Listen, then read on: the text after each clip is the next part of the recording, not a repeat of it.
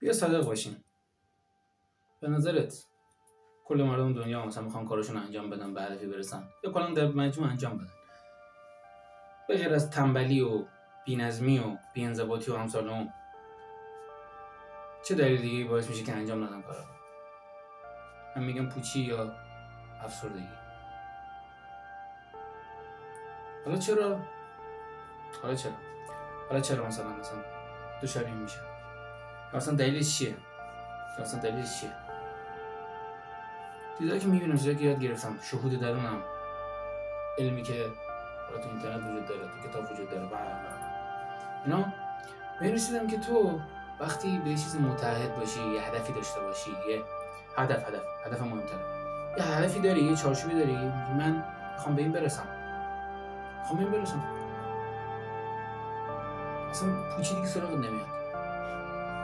خنده داره، اصلا پوچی دیگه سراغت نمیاد. من یه هدفی میچینم برای خودم، حالا میخواد بزرگترین فوتبالیست شدن باشه، میخواد بیزنسمن شدن بزرگ باشه، شرکت داشتن باشه، میشه هولدینگ داشتن باشه، میشه سوپرمارکت داشتن، میشه هر که اندازه توان، وسعت و چیزی که میتونه انجام بده، چیزی که میتونه در توانش هست.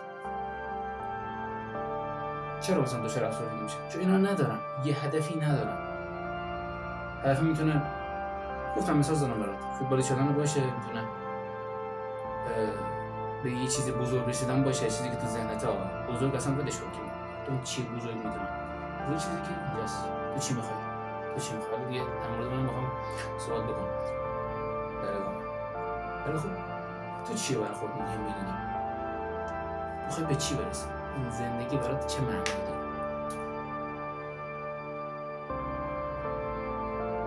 اصلا فکر کن تو الان تو افسردگی داری میبینی راهکار من میخوام به این چیز برسم، این چیز رو تجربه بکنم، بعد میمیرم حداقل. یعنی کمترین چیزی که میخوای از حس پوچی بیای بیرون همینه. کمترین چیزا میگه آقا من حداقل مثلا میخوام راه رفتم مثلا تو نیویورک رو تجربه بکنم، سفر به ژاپن رو تجربه بکنم، بعد بمیرم. همین یه دلیلی میشه تو 60 سال زندگی کنی. ببین چی میگم؟ اصلا لازم نیست حتما مثل دلایل قبلی باشه. مثلا چیزی که حالا به قولی بعضیا میگن سوشال میدیا برام چیزا درست کرده، این ترجیحات ما رو درست کرده. میخوام اینطوری هم بس رو پیش ببرم، ولی خب میتونی یه چیزی، یه هدفی، یه ویژنی، حتی یه چای ریختن با یه کسی، معترف کردن با یه نفر، علاقه داشتن به یکی، یا این چیزی، حتی یه درصد رو بتونی اونو در خودت دیدگاه بکنی، یه کار بکنی، یه ذهنیت بکنی که هر روز آدم باشی، میتونی یه صورت نباشه چی هست. بازم هم